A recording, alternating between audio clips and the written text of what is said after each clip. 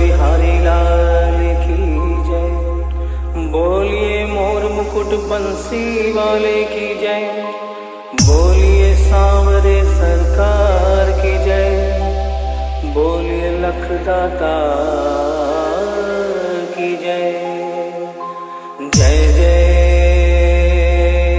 श्री राधे। जय जय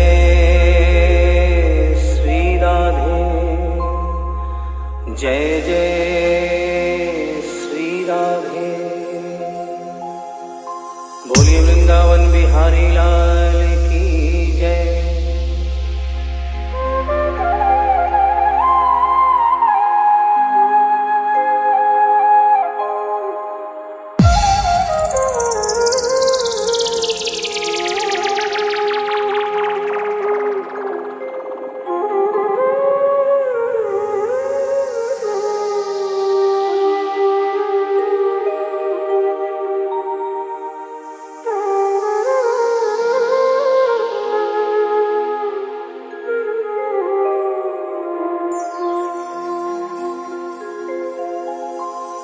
ये भजन जो मैं गाने जा रहा हूँ, ये कोई भजन नहीं है, ये एक सच्ची घटना है।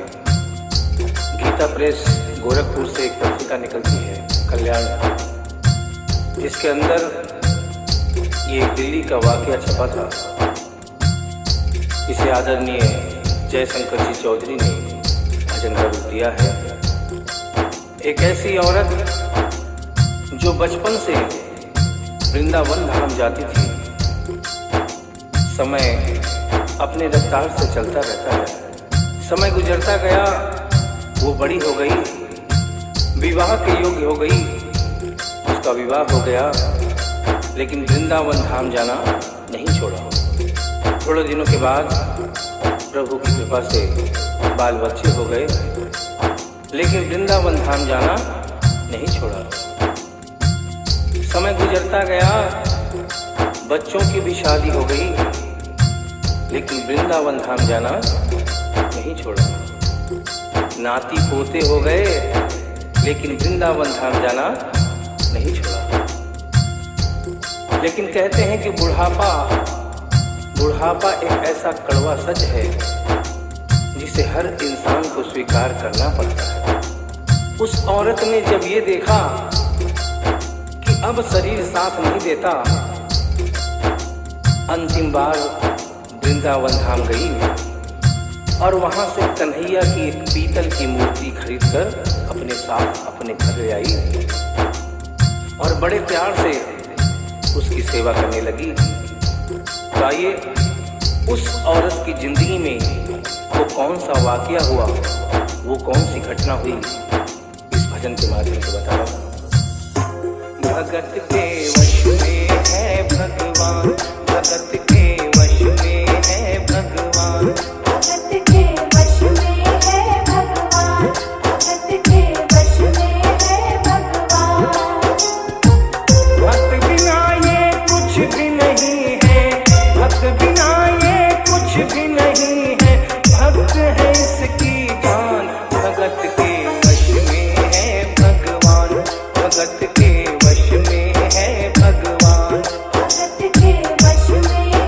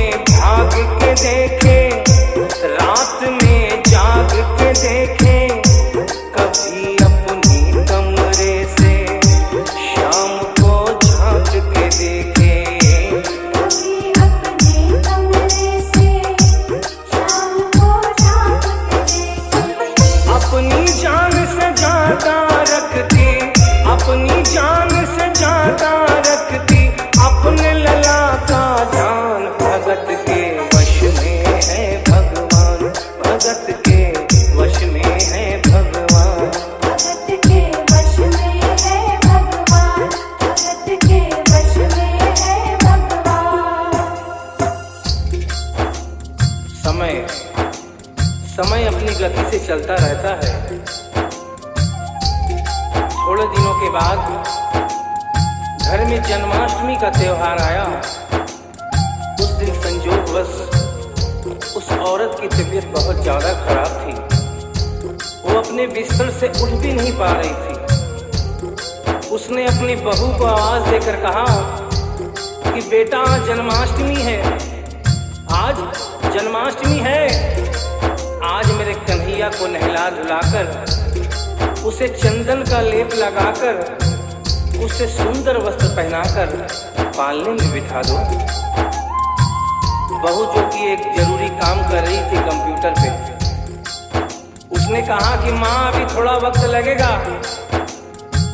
अभी मैं एक बहुत जरूरी काम कर रही हूँ। जब 2-3 घंटे के बाद ये काम खत्म हो जाएगा तब तेरा जो काम है वो होगा।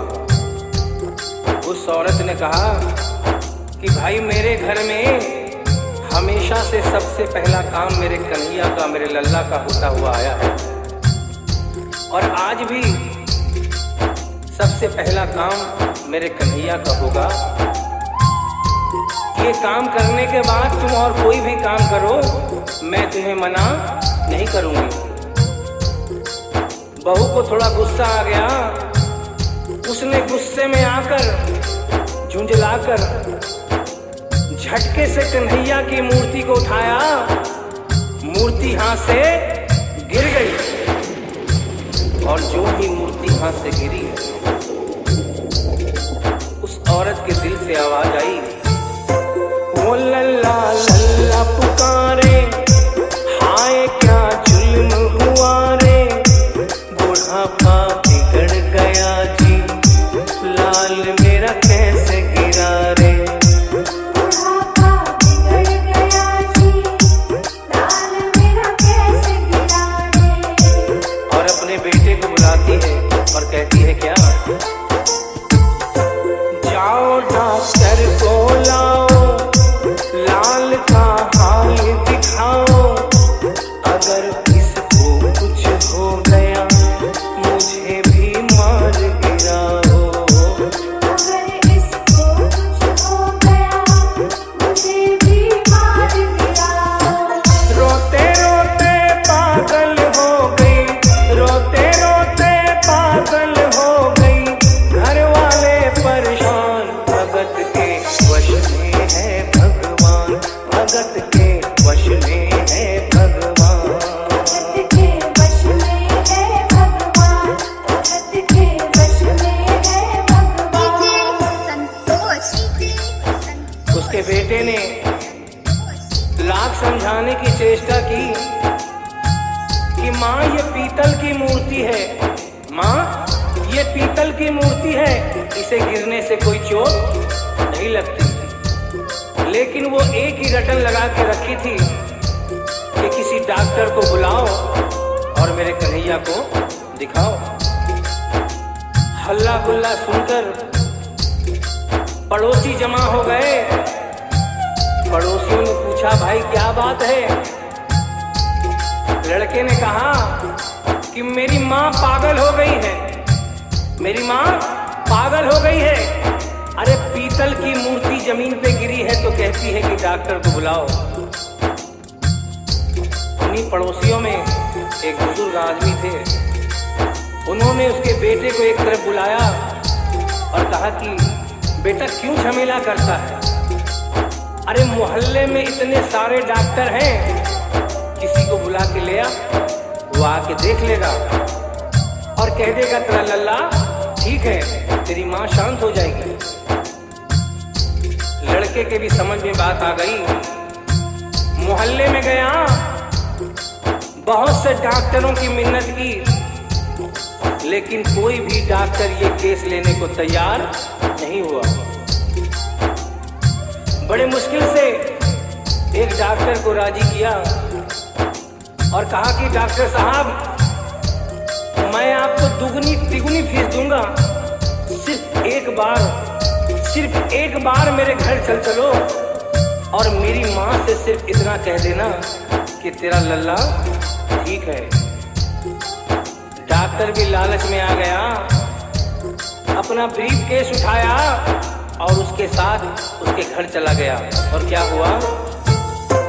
नबज को टटोल के बोले, ये तेरा लाल सही है, कसम खा कर कहता हूँ कोई तकलीफ नहीं है। वो माथा देख के बोले, ये तेरा लाल सही है, माई चिंता मत करियो कोई तकलीफ नहीं है, माई चिंता मत करियो कोई तकलीफ नहीं है। लेकिन उस बुढ़िया माई को तसल्ली नहीं हुई।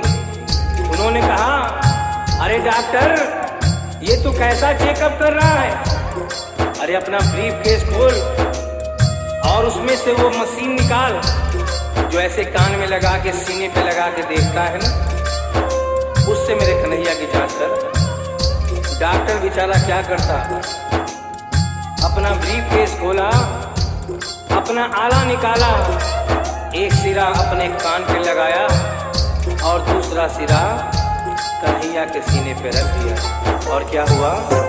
जो ही सीने से लगाया, पसीना जम कर आया, उसने कई बार लगाया और डॉक्टर चकराया, उसने कई बार लगाया और डॉक्टर चकराया।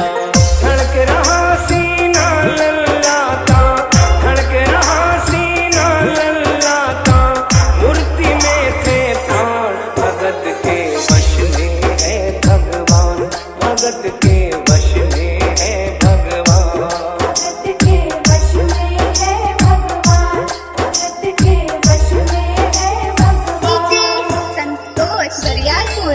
और डॉक्टर ने जब ये नजारा देखा, उसका माथा घूम गया। इतने दिनों तक जो साइंस की पढ़ाई की थी, वो सारी की सारी धरी रह गई। अपना ब्रीफ केस, अपना आला वहीं छोड़ के जाने लगा। बुढ़िया माई ने आवाज दिया, अरे डॉक्टर, अरे कहाँ जा रहा है? अरे अपना ब्रीफ केस तो लेता जा। तो डॉक्टर ने उस औरत को जवाब दिया, सुनिएगा क्या कहा। देख तेरे लाल की माया, बड़ा घबरा रहा हूँ, जहाँ से तू लल्ला लाई वहीं पे जा रहा हूँ। जहाँ से तू लल्ला लाई वहीं पे जा रहा हूँ। लाल तेरा जुग जुग जिए, बड़ा एहसान किया है, आज से सारा जीवन उसी के नाम किया है।